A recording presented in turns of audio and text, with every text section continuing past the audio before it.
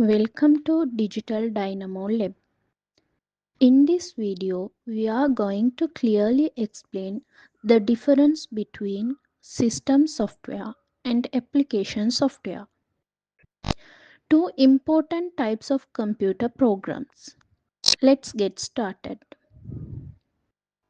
So, what exactly is software? Software is a set of instruction or code written to perform specific tasks. Without software, your computer's hardware can't do anything useful. There are two main categories of software: system software and application software. Let's understand each one in detail. System software acts as bridge between application software and the computer's hardware. It controls the system resources and starts running when the system turns on. You can't really edit or change system software directly, and it runs very fast to make sure the whole system works smoothly.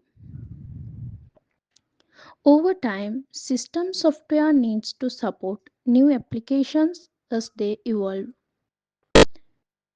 Examples include operating system, device drivers, and utility software. What is application software? Application software runs on top of the platform provided by system software. These programs are written in high level language and are designed for specific tasks like writing a document or browsing the web. You can install many different application programs based on your needs. These are some examples: Microsoft Word, Google Chrome, VLC Media Player, or WhatsApp, mobile applications. Let's compare both types side by side.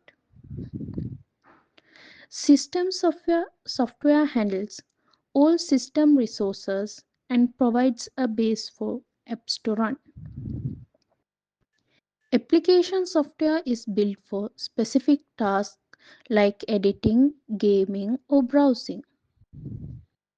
System software is written in low level languages, while application software is developed by using high level languages like Java or .NET. In short, system software is general purpose and application software is a specific purpose. Here are more differences.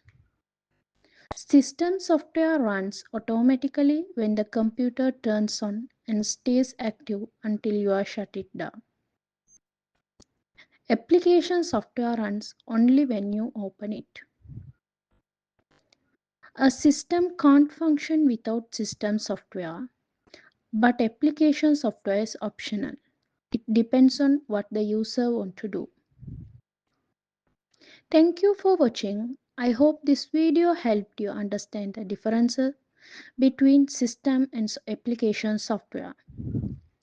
Don't forget to like, comment, and subscribe to Digital Dynamo Lab for more quick tech lessons.